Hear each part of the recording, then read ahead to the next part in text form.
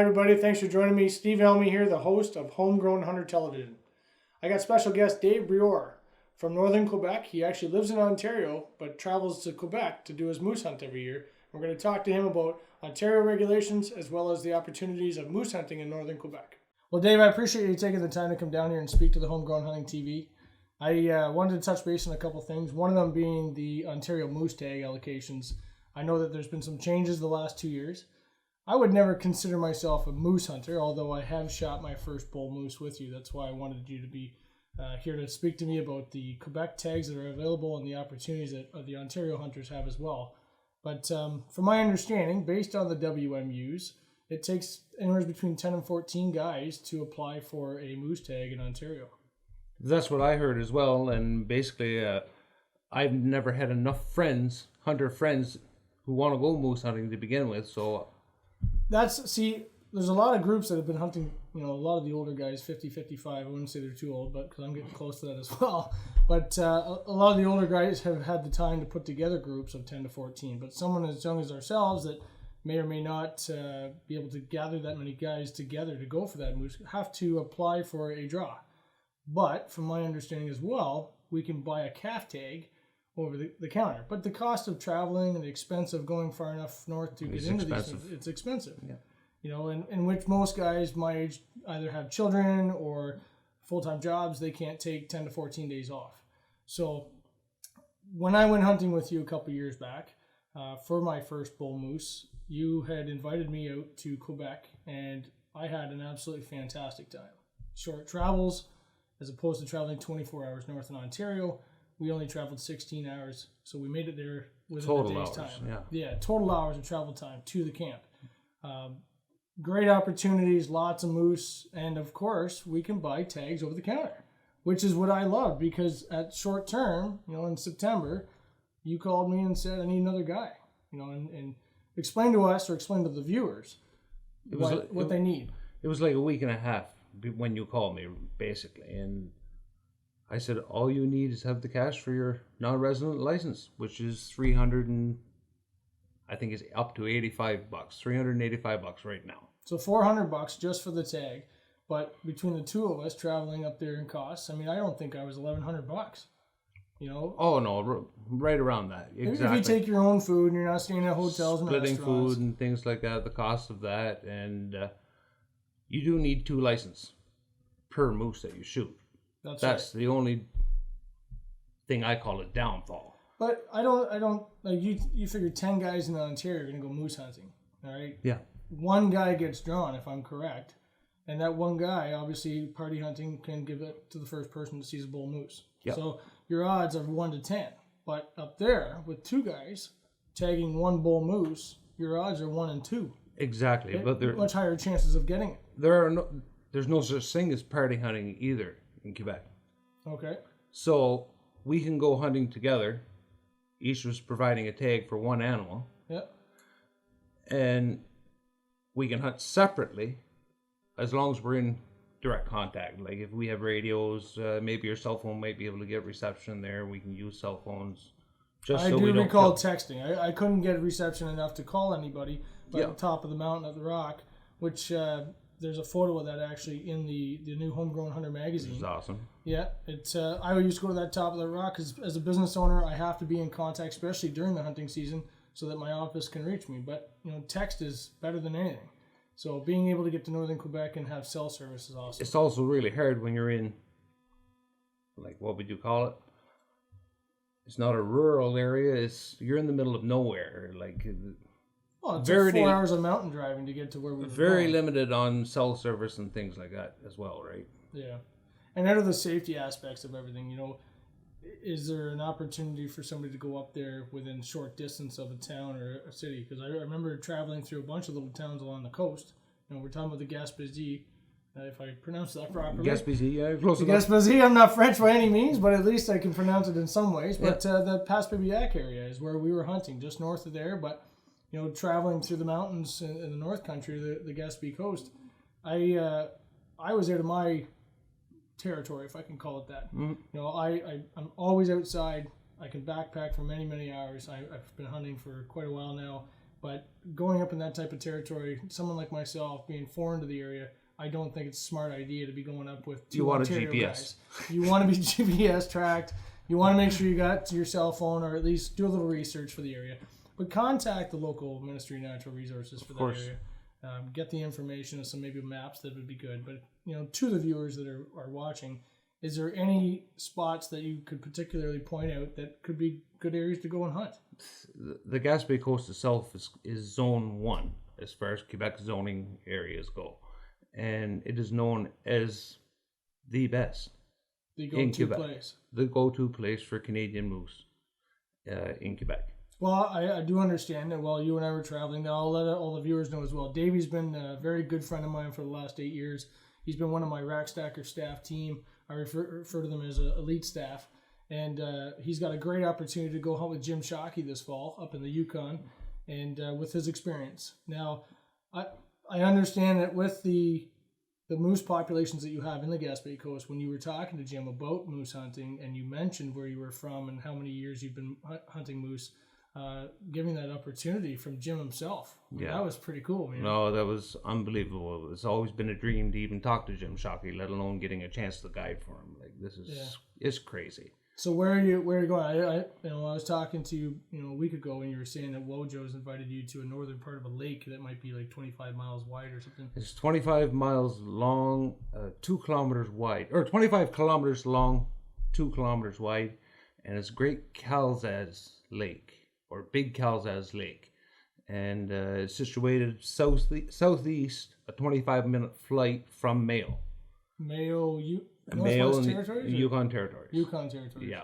Okay. And Mayo is like a 4-hour drive from Whitehorse. Okay, cool. So it's going to be quite the experience. So you go from here to, say, Edmonton into Whitehorse and then drive in. Here to BC to Whitehorse, then I drive 4 hours to Mayo by car, and then fly out from Mayo. Wow. Yeah. It's quite the trip just to get in. It's going to be awesome, man. And that's Jim's his Rogue River Outfitters camp. The head camp is in Mayo itself. Cool. So that's where everybody flies out of. Awesome. No, it's going to be awesome. So you take off, mid-September, come back, and then head out to the Gaspé Coast in order to hunt your own. Exactly. I'm supposedly leaving here on the 12th of September, returning around the 27th. Have a couple weeks off, and then right around Thanksgiving, I head down east for my own moose hunt. So it's cool. Going to be a busy fall. Yeah. Well, we're in July right now, and while this month is being put together, some of the guys are finding out that they did not receive either a bull or a cow tag for Ontario. Someone like myself, I've still got time where I can pack up my gear, go to Quebec, do your moose hunt per se. If you've got 2 guys that you want to go with, you've got some time to do your research. But again, I'm not a moose hunter. I've killed my first bull moose with you, but I'm a rookie when it comes down to packing for my gear. So what would you recommend to the viewers to make sure you take? Obviously quads. You need quads to get your moose out and stuff. Oh, it's a very big thing to have a quad. It's no fun dragging moose. I'm going to be carrying one out on my shoulder there come the Yukon. But you have to be able to call somewhat. There's a lot of electronic calls which are legal down there to use. You can use an electronic call if you wish. Can you use electronic calls in Ontario though? I'm not quite sure.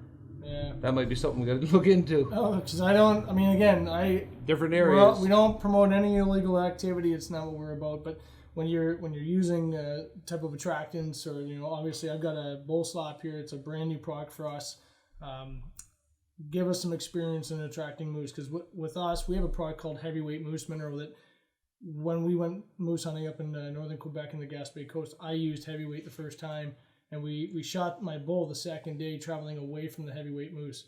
But you had made a comment that the flavor or the scenting that we used was not that strong. So now we've got the bull slop. How would you use that in conjunction with any other tips that you have for Quebec? Well, for years, salt's been used. Just plain old salt or salt blocks. Most hunters have been using that. Like, that's all there was on the market for a very long time. There was gas stations when we were there getting fuel. They had like pallets of salt blocks. Yeah. And it's the old school hunters. Like, I've been hunting down there now for moose for 30 years. And they've always relied, salt block. Salt has zero smell. That's what I like about this new stuff, right? It's there's an aroma there that they like. It's that licorice anise smell or whatever it is, and it's been known to attract moose before. Yeah. So just that much more to it brings that many more animals to your area, and especially me. Like I go to the same spot, like I've said, since I was 14 years old, hunting the same area. So my spots are established. Yeah, but if I'm a new Ontario hunter going to Quebec, definitely you want something take like this. Take a heavy salt block, take heavyweight moose mineral, but I'm not. I mean, I know it's a light plug, but this is extremely potent. You can smell it right now just by standing next to me. It actually is made in Quebec. That's where I get the raw product from. It's a new product introduced, but you can pour it over salt blocks. But the nice thing is that if you've only got, say, 7 or 8 days to get your moose, get out there, establish the spot, put it on there, put up a trail camera, get the photos that you're looking for those bull moose that are in the area, and give it a go. I mean, what's going to hurt trying to get up in the northern Quebec area if you haven't got yourself a bull or cow? You know, traveling for myself to get a calf tag, I mean, I don't want to travel 4 or 5 hours just to try and find a calf when I'm not familiar with the area and the abundance of the moose is not there. Obviously, there's a reason why those allocation tags were cut back. So my chances of being a rookie hunter going out for moose is not good. But using these products, you can go up to northern Quebec, buy your tag over the counter, do a educated hunt, and hopefully be successful like I was. And you don't need a guide. You don't need anything like that. Anybody could go hunting down there. What about crossing territories? Like it seemed like every 4 miles we'd cross another camp, and there's the traditional wave or hey guys, how's it going? But it's not. I didn't find it as friendly, if I can say that, as a deer hunt. And it's not. It definitely it's isn't. like There's old school hunters that have been in areas that they post claim to, if you want to call it that, and they believe it's theirs, but it's crown land. Anybody can basically go there, and there's roads. Anybody can travel on a road. It's 100% legal to travel on that road. With the forest fire going through there, what was it now? I believe it's just about 20 years. Over 400 kilometers worth of road was put in order to fight that fire. So there's roads everywhere. There's areas so it's everywhere. Completely legal for me to jump on a quad, drive down the road, do some spotting and stalking. When I see my moose, I have the opportunity 100%. So I can't get stepped on. Because I was driving around and I seen rocks and stuff painted in fluorescent paint that says chassoir. Chasseur, yeah. And is that hunter or moose hunter? It means hunter. Sometimes they may put a number and then chasseur written or a number in hunter so it says written there. four hunters in the area. Just basically that's people putting claim to that little certain area. So there's a group of hunters hunting there. Out of respect, ethical, whatever. Allow the hunters, a little bit of peace to do what they would, do what they're there for. Enjoy themselves with a group of men and hopefully shoot a moose. Or women.